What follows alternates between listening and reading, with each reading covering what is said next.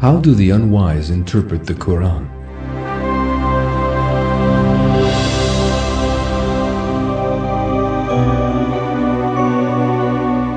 This program is based on the book How Do the Unwise Interpret the Quran by Harum Yahya.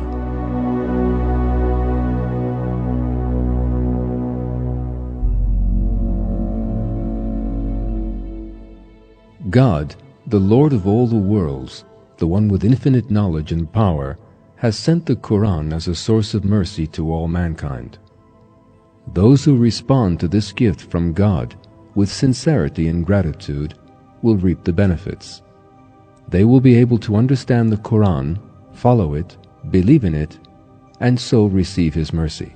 Conversely, those who approach the Quran with insincerity and animosity will suffer the consequences of their actions. They will never comprehend the Quran nor benefit from its wisdom, and will suffer losses both in this world and in the hereafter. And try as they may, they can do no harm to the Quran or to Islam. The Quran has been sent as a book that can be easily understood by everyone.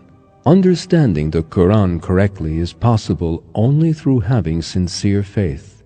As faith increases, so do wisdom, sincerity, and fear of God at the same rate. As a result, the finer points and mysteries of the Quran can be understood much better. When a person who is not a believer still reads the Quran sincerely and without ulterior motives, he readily recognizes that it is a holy book and thus becomes a believer. As God's verses are clear, they can be acted upon immediately. After an individual becomes a believer, the depth of his faith, prayer, and the level of his knowledge will be the factors that will grant him access to the intricacies and mysteries of the Quran. On the other hand, those without faith or fear of God cannot comprehend the Quran correctly. In fact, they misinterpret even the most obvious matters which they claim to know. Explicit expressions appear contradictory to them. No matter how clever, knowledgeable, cultured, or well-informed about the Quran these people may be, they are incapable of comprehending its contents due to their lack of faith in God. When one studies the allegations made by people who oppose the Quran, the misunderstandings and gaps of logic they are based on are obvious. Self-seeking people claim to see the verses which are so clear as contradictory and confusing. This is a miracle of the Quran. A verse that is very easy for a believer to understand becomes equally perplexing for a non-believer. This shows us that understanding the Quran depends on the sincerity of one's intentions, and that it is God who decides whether or not a person should receive this understanding. This is clarified in a verse in these words: "Who could do greater wrong than someone who is reminded of the signs of his Lord and then turns away from them, forgetting all that he has done before? We have placed covers on their hearts, preventing them from understanding it, and heaviness in their ears.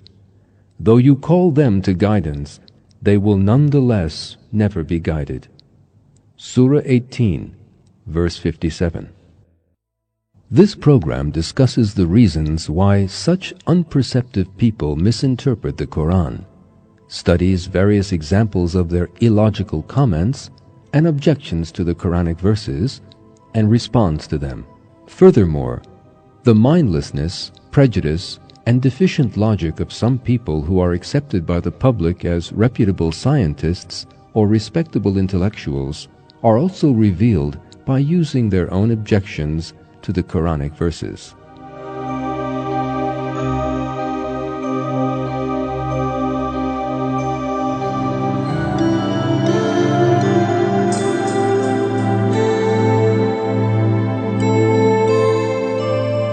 One of the most important reasons why some people misinterpret the Quran is their lack of sincerity. No matter how clever and cultured a person may be, if he views the Quran with an insincere and concealed intent, he will not be able to understand or interpret it correctly, and will reach many false conclusions. That is why, according to the Quran, an obscuring veil will form between someone with a prejudiced and calculating approach and the Quran. This will prevent him from understanding and comprehending the divine book of God. This fact is mentioned in a Quranic verse in this way: "When you recite the Quran, we place an obscuring veil between you and those who do not believe in the hereafter. We have placed covers on their hearts, preventing them from understanding it, and heaviness in their ears. When you mention your Lord alone in the Quran, they turn their backs and run away." Surah 17, verse 45 to 46. The Quran is written in a very clear, simple, and understandable language, but, as we have already stated, it is a book that is only clear to those believers with a pure conscience. If anyone who has not been introduced to Islam yet, in other words, who is still a non-believer, approaches the Quran wholeheartedly, sincerely, and without prejudice, which are the traits of a believer, he will be able to realize by the use of his conscience that it is the Word of God. The magnificence of the style of the Quran, its perfection, its clarity, and its superior scientific contents and wisdom reveal this fact openly. The Quranic commandments have been explained in a clear and simple manner so believers can easily abide by them. These are called the perspicuous, that is, muhkam verses. These verses, according to the Quran, are the core of the book, and so make up its foundation. There is another type of Quranic verses that are referred to as intricate, that is, mutashabih verses. These types of verses contain various comparisons and similes. People with no Quranic knowledge but ulterior motives can misinterpret the intricate verses in many twisted and startling ways. This is explained in Surah Al-Imran, verse 7, in this way: "It is He who sent down the book to you from Him, verses containing clear judgments. They are the core of the book, and others which are open to interpretation. Those with deviation in their hearts follow what is open to interpretation in it, desiring conflict, seeking its inner meaning. No one knows its inner meaning but God. Those firmly rooted in knowledge say, 'We have faith in it. All of it is from our Lord,' but only people of intelligence pay heed." God alone knows the meaning of intricate verses. No interpretations outside these meanings reflect the truth about these verses. Throughout history, there have been perverted people, sects, and movements that have interpreted the intricate Quranic verses in order to serve their own twisted aims and expectations. It is stated in the verse we just recited that this is sedition, and that only people with misguided hearts, and more specifically those who have deviated from the right path, would resort to such methods. The fact that only God knows the true meaning of these intricate verses is also made clear in the verse. God can reveal the information necessary for the interpretation of these verses to whomever He pleases. However, believers accept all of these intricate verses, the knowledge of which has not been revealed to them.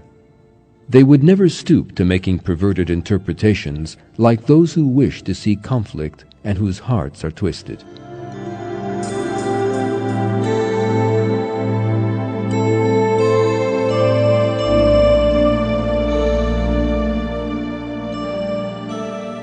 The Quran is a miraculous book that contains all of the essential information mankind needs. This is due to the endless divine wisdom present in it. A finite number of verses contain infinite knowledge that has been placed in them with superior wisdom. The verses contain meanings that may be apparent, hidden, interwoven, or overlapping. They also produce countless other meanings when they interact with other verses.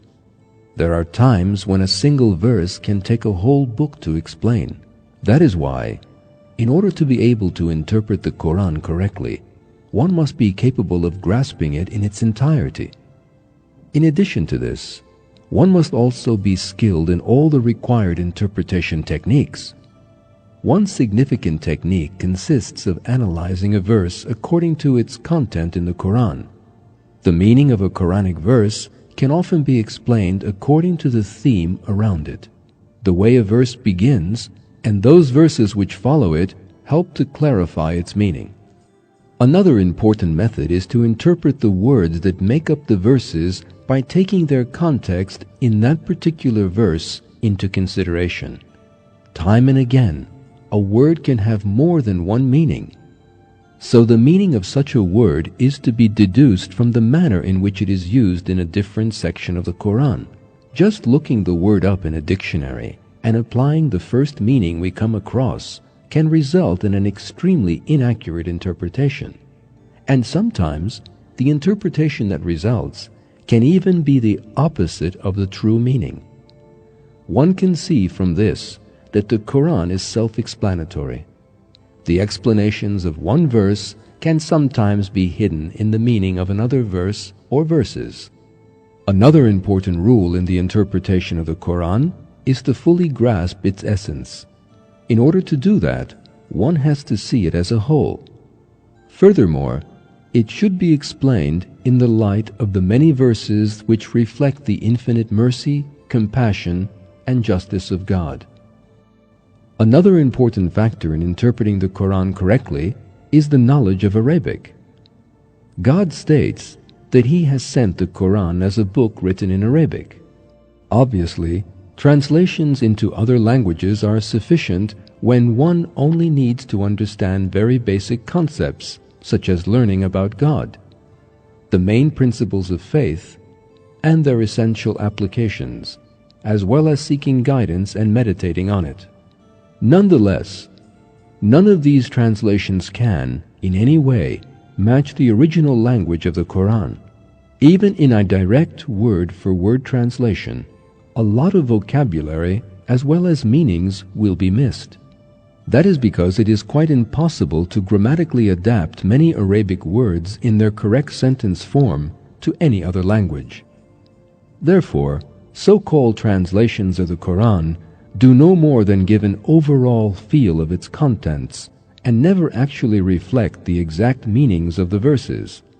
Therefore, unless the Quran is studied in its original language, Arabic, one's ability to comprehend its intricacies will be severely limited. Trying to explain Quranic verses from translations in other languages may not always be accurate, and in fact could even distort its meanings and intentions. Relying on single or equivalent meanings of the words used in translations without knowing their original and various other meanings in Arabic could result in misunderstanding the whole verse. Even worse, an interpretation entirely at odds with the original meanings could result. Arabic is one of the deepest rooted and richest languages in the world. It is powerfully expressive and has an extensive vocabulary. However, to claim that because of the language it is written in, the Quran has only been sent to Arabs and that they are therefore the chosen people would be an assumption at odds with the ideals of the Quran. It is a well-known fact the Quran emphasizes that the only criteria that constitute superiority are fear of God and a person's closeness to God, and that no criteria other than these apply. Furthermore, it is stated in Surah Sad, verse 87, that the Quran is a reminder for all peoples. People whose aims are to influence the ignorant and try to destroy Islam make claims such as Islam is a religion only for Arabs. It is sufficient to read the Quran itself to realize just how baseless and deliberate such ideas are. Another faculty required to understand the Quran is having the wisdom, understanding, and comprehension provided by God. The essentials necessary to interpret the Quran are a total acknowledgement of the Quran, knowing the various methods of interpretation, and having extensive Arabic skills. Nonetheless, even if one possesses all these, one still cannot benefit from the Quran unless one has God's gift of understanding. This is why it is not sufficient to possess only the necessary technical knowledge to correctly interpret the Quran. History is full of examples of people who, with all their supposed technical abilities, have fallen into the error of explaining the Quran with a twisted approach. The founders of many perverse religious movements and sects seem proficient in their fields, but are in fact devoid of the knowledge and comprehension bestowed by God. These people have distanced themselves and their ignorant and mindless followers from the true practice of Islam. Moreover, the idolaters of Mecca during the Prophet Muhammad's time, who read but did not understand and therefore rejected the Quran, are clear examples that simply knowing Arabic is not enough to comprehend the Quran. The first rule in receiving the ability of understanding from God is to fear Him and be sincere. It would not be possible to receive such comprehension while indulging solely in the pleasures of this world. A person who follows his baser self will be inclined to interpret the Quran according to his own whims and convenience. So it will not be possible for him to find the true meaning of the verses as they are intended by God. It is stated in one of the verses of the Quran how a self-absorbed person is incapable of true understanding. Have you seen him who has taken his whims and desires to be his God? Will you then be his guardian? Do you suppose that most of them hear or understand? They are just like cattle. Indeed, they are even more astray. Surah 25, verse 43 to 44. It says in the Quran that in order to make a sound interpretation of its contents, one has to think about and contemplate it thoroughly. If the Quran is viewed superficially and read as if it were just another ordinary book, then the true benefits of this endless source of wisdom will not surface. Thinking, using one's reason, and making an effort to try and grasp the meanings, finer points, mysteries, and miracles of the Quran are essential if one is to truly appreciate it. The Quran reveals to everyone information about himself, the purpose behind his creation, the true nature of this world, the reasons for what goes on around him, along with many other subjects concerning him and his surroundings. Accordingly, one should try to establish a connection between the verses and himself, his surroundings, and the events he experiences, and strive to understand the Quran by thinking deeply on all of these. It is stated in the Quran that it was revealed to those who reflect. In this way we make our signs clear for people who reflect. Surah 10, verse 24. Since the verses have been revealed only for those who reflect, it is clear that those who do not do so will not comprehend the meanings of any of the verses in the Quran. Also, arrogance will prevent anyone from understanding the Quran. Since an arrogant person considers himself to be superior, he will not possess the necessary humility and awareness needed to approach the Quran properly. He will be unable to bear to see the verses that remind him of his weaknesses, the fact that he is a servant of God, and that God is the one who has given him everything he has ever owned and all of his attributes. He cannot bring himself to receive the warnings, follow the given commandments, distance himself from what is forbidden, or surrender to the wisdom of God. His pride and assumed superiority prevent him from doing so. That is the reason why he will see the Quran as a threat to his character, which is based on arrogance. He will fight with all of his might to seek ways to contradict the Quran. In so doing, he will argue about the verses. It has been stated in Surah Araf, verse 146, that those with pride cannot comprehend its verses. I will divert from my signs all those who are arrogant in the earth without any right. If they see every sign, they will not believe in it. If they see the way of right guidance, they will not take it as a way. But if they see the way of error, they will take that as a way. That is because they denied our signs and paid no attention to them.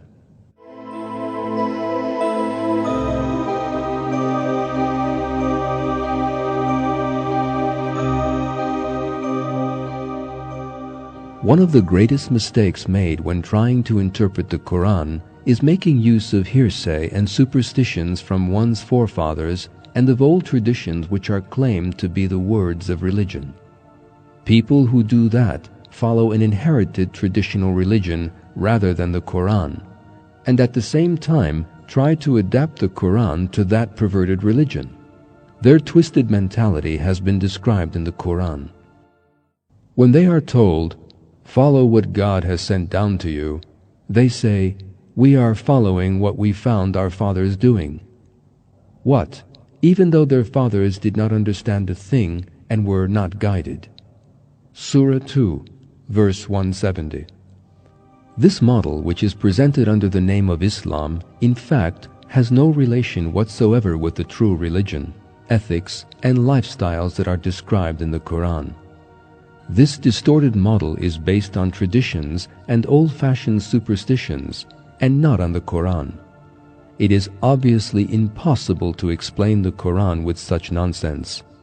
However, as mentioned in the Quran, these fabrications that are manufactured by distorting the book with tongues only serve to distance one from the Quran. Such people try to give the impression that they base what they say on the Quran when trying to authenticate their ideas, interpretations, judgments, and applications that are, in truth, far from anything the Quran actually represents. Yet, they cannot put together any logical explanation for their unfounded claims. No matter how hard they try, anyone with common sense can see through their ridiculous explanations. Those who put such superstitions forward are actually well aware of the fact that they cannot make the Quran fit their twisted approach, so they content themselves with just distancing people further from the true book. Reading the Quran with awareness and a strong conscience would result in exposing the true face of such warped beliefs. It would also lead to a loss of position and rank.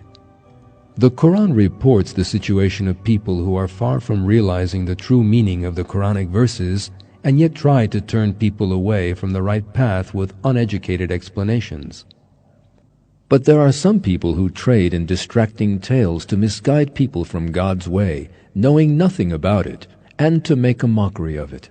Such people will have a humiliating punishment. When our signs are recited to such a person, he turns away arrogantly, as if he had not heard, as if there was a great weight in his ears. So give him news of a painful punishment. Surah 31, verse 6-7. Such wicked tendencies will lead these people's followers to loss in this world and in the hereafter. At the same time, they will cause those without sufficient knowledge of religion to split away from Islam and prevent them from drawing close to God. These people will spark off the utmost disruption and pose a threat to religion by attracting more ignorant people like themselves to their side. However, the right will always be victorious against the wrong, and as the Quran informs us, the falsehood is always bound to vanish. Some people, on the other hand, are unable to understand the verses of the Quran that refer to some scientific facts. Many topics, from the creation phases of the universe, human beings, and the formation of rain, to the movement of continents, are mentioned as proof of the perfection and superiority of God's creation. Nevertheless, obviously the Quran is not a book of science. In the Quran, scientific information is sometimes mentioned in a clear, lucid language, and at other times it is explained by means of comparisons, indications, or concealed language.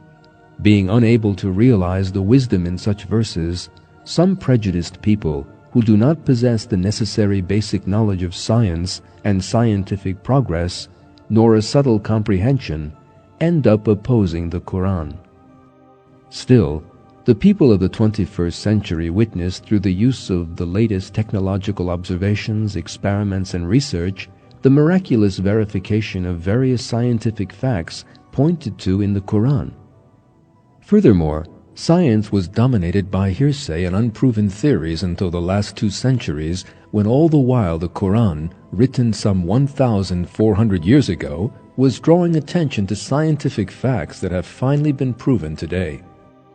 Numerous scientific topics such as the Big Bang, the expansion of the universe, the relativity of time, continental motion, were all mentioned in the Quran when it was revealed nearly 1,400 years ago.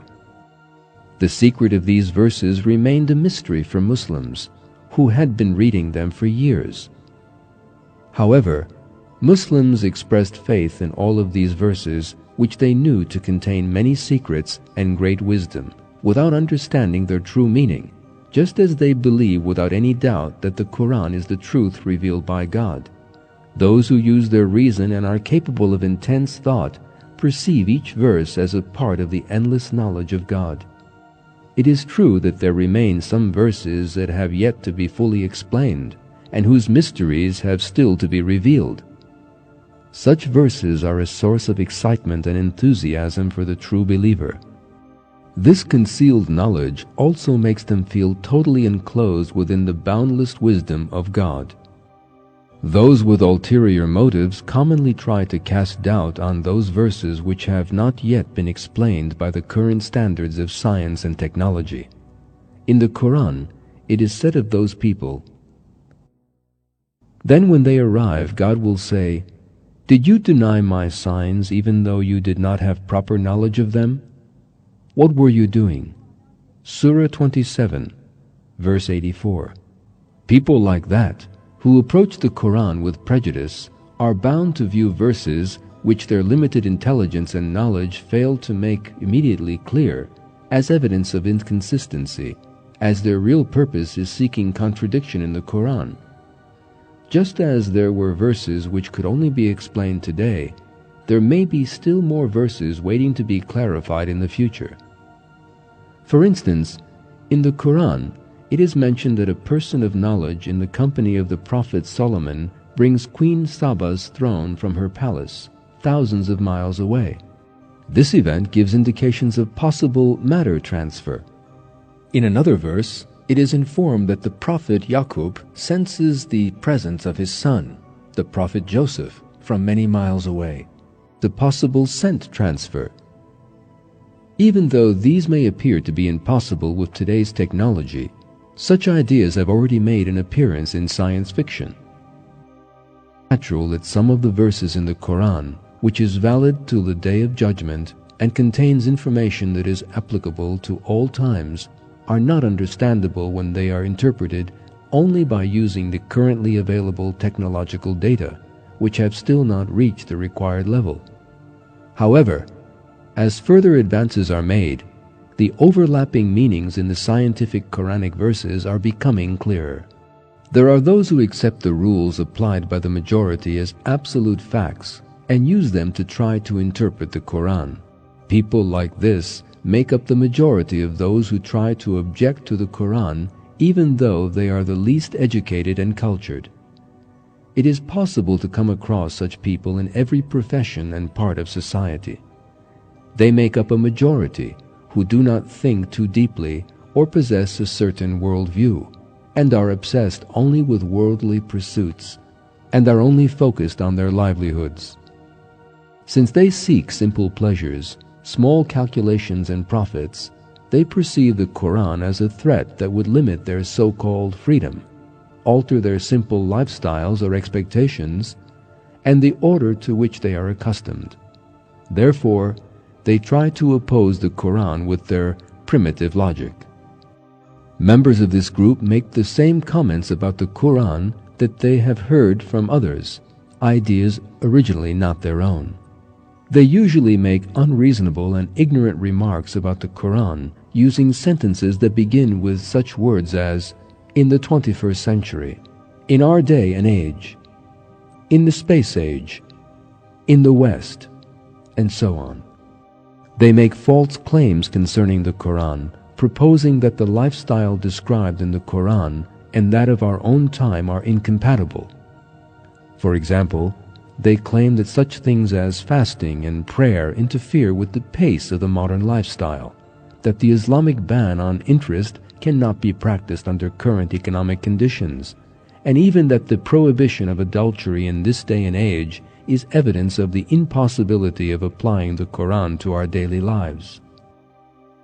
They apply superficial logic and display great ignorance when addressing the topics of the prayers, commands, and prohibitions in the Quran. They introduce arguments about the wisdom in some commands which they do not understand, or the verses that they cannot comprehend. Worse still, they defend their illogical claims with great ferocity. This stems in part from the fact that what they are defending with such eagerness is based on the ideas of the majority, rather than on logic or reason. The notions they use as criteria have no actual scientific or logical worth. The concepts that they assume to be the absolute truth, the facts of life, or the requirements of the modern age are in fact illusions with which they only deceive themselves and provide psychological support for one another. We are informed in Surah An'am, verse 116, of the twisted paths of these people who gather all their strength from being part of the majority and think that they are on the right path since they are in harmony with everyone else. If you obeyed most of those on earth, they would misguide you from God's way. They follow nothing but conjecture. They are only guessing.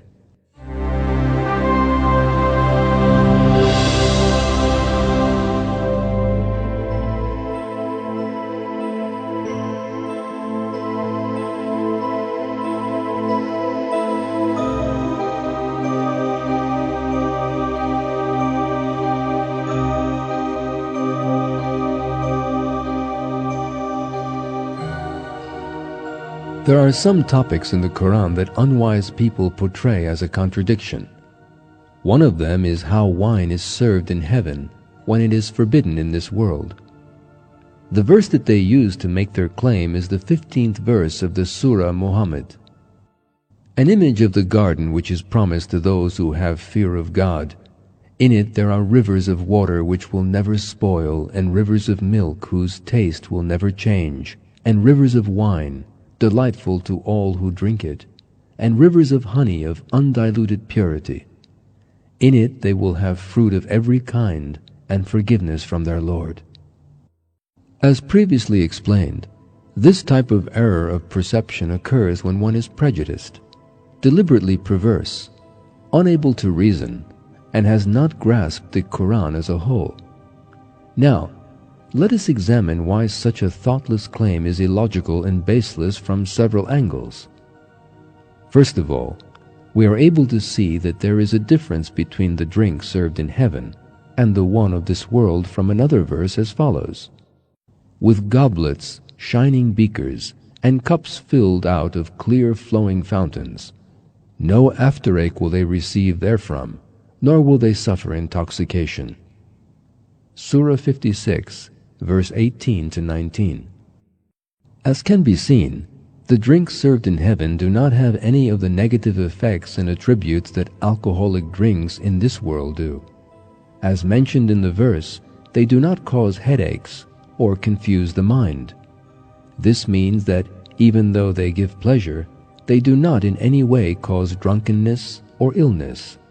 So there is not the least inconsistency of such a drink being offered in heaven.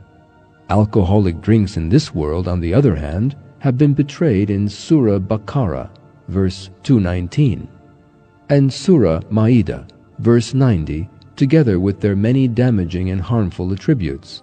Secondly, in the Arabic text of the Quran, the word hamr, which stands for the word wine, and all alcoholic drinks as we know them, is only mentioned in the verse number 15 from Surah Muhammad as a drink served in heaven. In all the other verses of the Quran, the word sharab is used for heavenly drinks and means any type of drink in Arabic. In some English translations, the word sharab is translated as wine, whereas in Arabic, it originates from the word sherebe and can be used to mean any non-alcoholic drink as well. Another unwise example that those who misinterpret the Quran give is about the unlawfulness of pork. Pork has many harmful qualities. First of all, the pig, no matter how hygienic the surroundings where it is raised, is still an animal that consumes its own excrement. The metabolism of the pig produces many antibodies in comparison to other animals, both because it feeds on its own excrement and because of its biological makeup. Moreover, its metabolism produces large amounts of growth hormones compared to those of other animals and human beings. Naturally, these antibodies and growth hormones make their way to the pig's muscles during circulation and accumulate there. In addition, pork contains large amounts of cholesterol and lipids. As a result, it has been scientifically proven that all these excessive antibodies, hormones, cholesterols, and lipids present in pork pose a threat to human health. Another harmful subject pork often contains is its trichina, a small parasitic worm. This particular parasite affects the heart muscles when it enters the body and represents a fatal risk. Even though it may be possible with today's technology to diagnose those pigs infected with this parasite, that was not the case until recently. In the past, therefore, people always faced the danger of such a fatal infection. As can be seen, the wisdom behind the prohibition of pork in Islam is apparent. However, there is an important point to remember. It is not essential for something to be unhealthy or harmful to human beings in order for it to be prohibited. God can prohibit anything for many different reasons. He can also prohibit something not harmful in order to test those who truly fear Him, love and obey Him, as well as to expose the pretenders. Moreover, something can be prohibited for purposes of punishment or warning, or simply for the remembrance of blessings and as a means for people to show their gratitude. Everyone is responsible for observing these prohibitions until they die. Since the Quran is valid until the Day of Judgment, any form of pork consumption, other than the extraordinary situation stated in the Quran, is forbidden until then. If after 100 years pork is completely treated of any health hazards, to avoid consuming it would still be a form of worship for true believers. Then, the question of whether to eat it or not will again be a trial for those mindless objectors.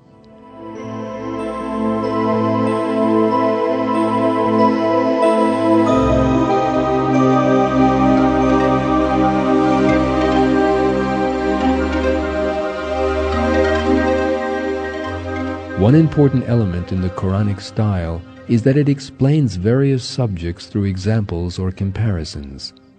These are often from the lives of previous prophets or messengers or events that occurred before the Quran's revelations. Therefore, these types of Quranic anecdotes display many warnings, examples, signs, and messages to people. The unwise regard these anecdotes as myths and legends, even though they contain considerable enlightening information and examples for true believers. God explains every possible event and the laws of all times by giving examples or illustrations from the lives of past prophets and nations. Obviously, to provide historical information is not the only aim of these Quranic anecdotes or examples. They contain numerous holy aims too. We can list a few of them thus: to display the laws of God that have existed since the creation of the universe and govern believers as well as non-believers. To explain and prepare the believers of all times for any events, tests, or hardships they might experience, such as how they should behave and react, the type of spirit and conscience they should display, the behavior and manner they should demonstrate towards God, namely to show the believers the right path in every subject. To increase the enthusiasm of true believers, to invite the defiant to the right path, and to remind those who do not accept His invitation of the consequences of their actions. To deliver the delightful news to the followers of the Quran about the beautiful end that awaits them in this world and the next. Evidently, those who lack the intelligence and the sense to perceive such things will assume the Quran to be a storybook and will not see the hidden wisdom in the Quranic anecdotes. Some of the people who do not believe assume that the Quran is an imitation of other holy books and claim that the Prophet Muhammad has written it. No doubt, just like their other claims, this claim too is quite contradictory and foolish. The Quran is the divine book that God has sent to all of mankind as a warning as well as guidance, and is valid until the Day of Judgment. Mankind has altered the other holy books that were sent before the Quran. However, God has protected the Quran. This fact is mentioned in Surah Hijr, verse 9. It is we who have sent down the reminder, and we who will preserve it. Another of the unsound claims widely spread by the unwise is that the Prophet Muhammad was inspired by the Torah and the Gospel, and afterwards wrote the Quran. At the root of this totally imaginary and baseless claim lie some similarities that exist between the Quran and the Bible. It is quite natural for such similarities to exist because, ultimately, if we were to remove the altered parts of the Torah and the Gospel, they all contain the words of God, and their message is one and the same. The main subjects, such as the presence of God, His oneness, His attributes, belief in the hereafter, the characteristic of believers, hypocrites, and those who deny Him, the lives of previous nations, guidance, prohibitions, and moral values are universal facts and will stay unaltered throughout time. Consequently, it is no surprise that these topics mentioned in the previous holy books are similar and parallel to those in the Quran. Actually, there is no claim in the Quran that Islam is a very distinct religion. The similarities are stated in the Quranic verses as well. The Quran is certainly in the scriptures of the previous peoples. Is it not indeed a sign for them that the scholars of the tribe of Israel have knowledge of it? Surah 26, verse 196 to 197. Therefore, the presence of these similarities does not in any way show that the Prophet Muhammad wrote the Quran. In fact, quite the opposite. It further emphasizes the truth that the books of all divine religions come from one source, God. This is a reality stated by the Quran and confirmed by reason as well as logic. Moreover, there is another dimension to this subject. The Prophet Muhammad was not someone who collected information and researched either the Torah or the Gospel in his lifetime. The Prophet's fellow tribesmen closely witnessed the fact that he never actually read, wrote, worked on, or researched any of these books. No one ever had any doubt concerning this point. Furthermore, this characteristic of the Prophet that was so well known by the disbelievers was used in the Quran as evidence against them. This truth is explained in Surah Ankabut, verse 48. You never recited any book before it, nor did you write one down with your right hand. If you had, the purveyors of falsehood would have voiced their doubts. The term Ummi, which refers to a person who has no knowledge of the previous divine books and is not a member of these religions, is used in the Quran for the Prophet Muhammad to emphasize his attribute. The verse is, those who follow the messenger, the Ummi, whom they find written down with them in the Torah and the Gospel. Surah 7, verse 157. The context in which the term Ummi is used to refer to those who are not Christians or Jews can be seen in the verse. Say to those given the book and those who have no book, the Ummi, have you become Muslim? If they become Muslim, they have been guided. Surah 3, verse 20. As we can deduce from this verse, the term Ummi is used to refer to people other than those who have been sent books. So it becomes clear that the term is not used in the Quran with its classical form to imply the illiterate. We must also mention another irrational claim some people make about the Quran. We mentioned earlier that the scientific information in the Quran was ahead of the knowledge available at that time. This is a great miracle by itself. Those who oppose this obvious fact argue, in an effort to disguise this miracle from others, that the Prophet Muhammad gathered this information after being inspired by the advanced civilizations of the time. According to this claim, the Prophet Muhammad took information about such concepts as astronomy, embryology, and medicine from ancient civilizations. The invalidity of this assumption is visible from several standpoints. It is in particular known that the Prophet Muhammad never carried out such research during his life. No one has so far declared otherwise. Furthermore, it is well known that the Prophet had no knowledge of these civilizations' languages either. Again, anyone who wished to perform such research in that period would have had to go through a lot of difficulties. Obviously, 7th century Arabia did not contain any of our contemporary research tools such as large libraries, the press, bookstores, or the internet. Even with today's technology, it is not an easy task to research ancient Egyptian documents on embryology. The establishment of this civilization dates back to some 5,000 years ago. The number of written sources that have survived to our time is very limited. And furthermore, not all of them have been translated. In addition, it is imperative to have a detailed knowledge of history in order to evaluate and fully understand these translations. In short, such a study will be exceedingly difficult, even under the easier conditions of our time. Moreover, there is no reason to think that the information we have inherited from ancient civilizations is totally correct and sound. Incorrect information, superstitions, and twisted beliefs were common in those ancient societies. If, as the Unwise claim, the scientific contents of the Quran had been gathered from the cultures of ancient civilizations, then they should have contained the same errors or inconsistencies. However, the Quran is free of all such things. Modern science has proven that all scientific Quranic verses are 100% accurate.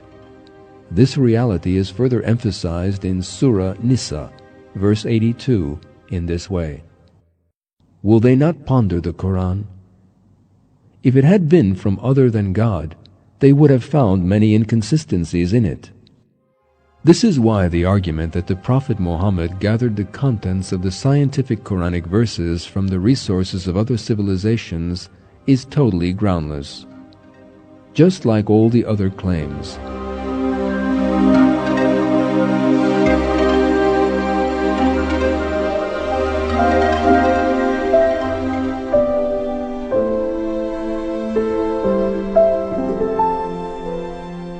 These defiant people promote yet another means by which they try to separate and distance others from the Quran. This is the claim that the Quran was revealed to the Arabs alone, and that they are the only people who have to follow it.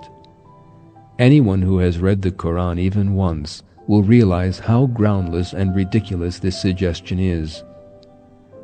Many Quranic verses emphasize the fact that the Prophet Muhammad was a messenger sent for all mankind, and that everyone is responsible for obeying the commandments of the Quran until the Day of Judgment. For example, God says in Surah Saba, verse 28, "We only sent you for the whole of mankind, bringing good news and giving warning. But most of mankind do not know it." Those who protest, trying to confuse uninformed people and cause disturbances, will base their claim on the Quranic verse stated below. We have not sent any messenger except with the language of his people so he can make things clear to them. God misguides anyone he wills and guides anyone he wills. He is the Almighty, the All-Wise. Surah 14, verse 4. The verse is crystal clear. The messenger will speak the same language as the nation he has been sent to. This has always been the case throughout history. Only such people can report the revelation of God to the public around them completely and perfectly. This is why the book revealed to the messengers will be of the same language as those of the messenger himself and his nation. There could be nothing more natural. Another subject that those who approach the Quran insincerely put forward as if it constitutes a contradiction is the fact that God uses the term "we" to refer to himself in many parts of the Quran. One of the examples of these verses can be given as follows. Who would deliberately renounce the religion of Abraham except someone who reveals himself to be a fool? We chose him in the world, and in the hereafter he will be one of the true believers. Surah 2, verse 130. The unwise assume the term "we," which God uses in reference to himself in the Quran, to be a plural form, and suggest that the use of this word contradicts the fact that there is no other deity but God. They believe they have made a very significant discovery. In fact, the explanation of this misinterpretation, resulting from a very superficial and ignorant approach, is quite simple. In Arabic, the pronoun "we" is not used only as a plural form, but is also applied to accentuate greatness, grandeur, majesty, glory, high rank, and position in the singular as well. The term "we" used for God is applied in this context. The core and most significant message of the Quran is that there is no other deity but God, and that He alone must be obeyed. The fact that there is no other deity than God is stressed in various Quranic verses again and again. In fact, one does not necessarily have to be aware of this special use of the term in Arabic to grasp its purpose. Anyone with the least power of reasoning can appreciate the delicacy behind the term. The conditions of those who perceive this as a contradiction or defiance present a vivid picture of the level of their intelligence and understanding, and the aptitude they display.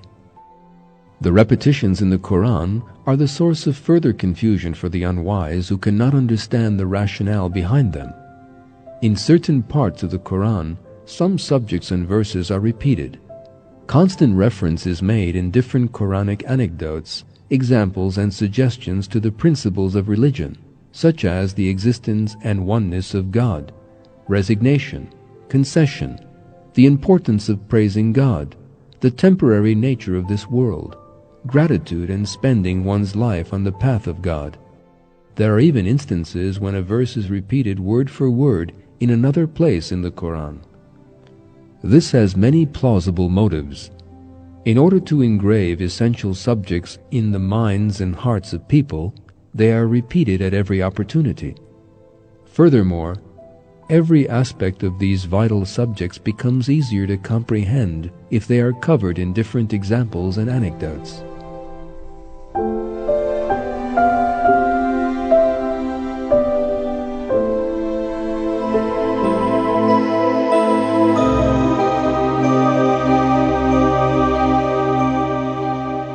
It is stated in various parts of the Quran that the universe was created in 6 days. Particular attention is often drawn to one section, however, where the number of days in the separate verses mentioning the different stages of creation adds up to 8. Those who are unable to grasp the evident logic behind these verses assume them to conflict with all the other Quranic verses which state the creation to have occurred in 6 days. These verses are as follows. Say, do you reject him who created the earth in 2 days, and make others equal to him? That is the Lord of all the worlds. He placed firmly embedded mountains on it, towering over it, and blessed it, and measured out its nourishment in it, laid out for those who seek it, all in 4 days. Then he turned to heaven when it was smoke, and said to it and to the earth, Come willingly or unwillingly. They both said, We come willingly. In 2 days he determined them as 7 heavens and revealed in every heaven its own mandate. We adorned the lowest heaven with lamps and guarded it. That is the decree of the Almighty, the All-Knowing. Surah 41, verse 9 through 12. If the days mentioned in this verse are calculated, they add up to 8. Whereas it is stated in verse 3 of Surah Yunus and others that the earth, the skies, and everything in between were created in 6 days. This situation could appear incomprehensible to a superficial reader who refuses to use his mind and logic or to pay close attention. Those who approach the Quran to try to discover faults and contradictions frequently cite this verse. Yet, if a person concentrates and uses wisdom, he can easily see that there is absolutely no paradox at all. If we pay attention to the periods of time stated in the verses, we can reach the following calculations. It took 4 days from the time the universe was started until the sustenance had been made ready, or rather the necessary environment for living things was suitable, along with the creation of plants and animals. The beginning of this period, namely the shaping of the earth along with the universe, or in short the creation of the world, took the initial 2 of these 4 days. So, these 2 days are not a separate time frame from those first 4 days. They are, to be more precise, the first 2 days of the 4 days mentioned in the next verse. In the 11th and 12th verses state that the sky was formed in 2 days. In conclusion, they add up to 6 days. In short, the verses explain the separate time frames for each of the events that take place within the 6 days of creation. It is imperative to clarify the point that the term day mentioned in these verses is not used to refer to a 24-hour day, but instead to indicate the different periods and phases. Those who keep themselves occupied by looking for inconsistencies in the Quran refer to a man named Haman, who is mentioned in the Quranic verses as one of the Pharaoh's men. In the Torah, the name Haman is not used when the life of the prophet Moses is quoted. On the other hand, it is mentioned in the Gospel to refer to a helper of the Babylonian king who lived 1,100 years after the prophet Moses and persecuted the Jews. Those who claim that the prophet Muhammad wrote the Quran in the light of the Torah and the Gospel also put forth the sophistry that he copied some of the subjects of the Quran wrongly. The ridiculousness of this claim became obvious 200 years ago when the Egyptian hieroglyphs were deciphered and the name Haman was discovered in ancient Egyptian tablets. It was mentioned on the monument which now stands in the Hof Museum in Vienna. In the same monument, the closeness of Haman to the pharaoh was also emphasized. The dictionary, The People in the New Kingdom, refers to Haman as the head of the quarry workers. This discovery brought to light a truly astonishing fact. Haman was, contrary to what those who opposed the Quran claimed, really a man who had lived in Egypt during the prophet Moses' time, and furthermore, just as stated in the Quran, he was close to the pharaoh and dealt with construction of sorts. In conclusion, the discovery of the name Haman on ancient Egyptian tablets discredited another claim made by those who strive to find inconsistencies in the Quranic verses. Furthermore, the undeniable truth that the Quran is revealed by God is once again proven.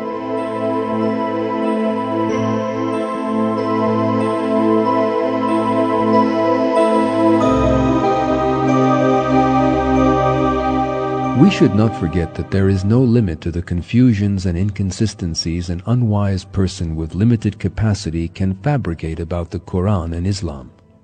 This is because the Quran possesses a style that can only be grasped with reason and understood with sincerity. So the factors that affect a person's understanding of the Quran are sincerity and reason. For this reason, there is no need to be surprised by the absurdity of the interpretations and objections an unwise person may make. As a true believer expects others to show the same logic that he possesses, it is naturally astonishing to him to hear some of this nonsense and these illogical interpretations. However, the Quran states that those who do not believe have no reason or understanding. If we were to view the unwise interpretations of non-believers from a Quranic perspective, we would no longer be surprised, but consider them as a warning and a sign. The Quran is the true book of God, and it is clear. It is impossible to cast any doubt on the Quran with any speculation. Disbelievers fool only themselves and those like them with such sophistry, as well as trying to suppress the voice of their consciences. Furthermore, true believers have neither the time nor the need to respond to each and every fabrication. The true believer is responsible for conveying the Quran's facts and miracles to others. Falsehood is bound to vanish when the truth comes. This is stated in Surah Anbiya, verse 18.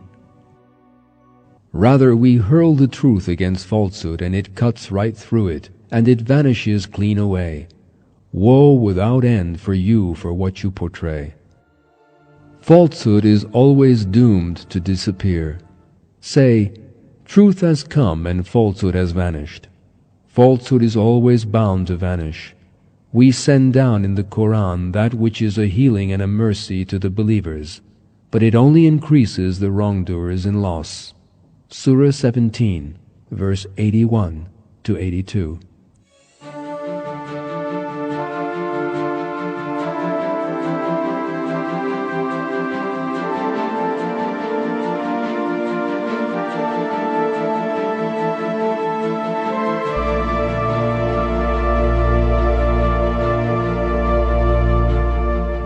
This program is based on the book How Do the Unwise Interpret the Quran by Harum Yahya.